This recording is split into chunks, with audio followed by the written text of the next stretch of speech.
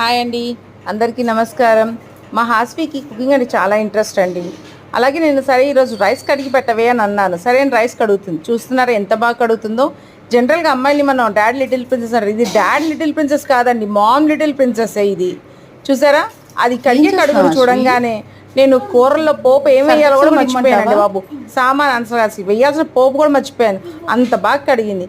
ఈ పిల్లని ఈ వీడియోని ప్రోత్సహిస్తూ లైక్ చే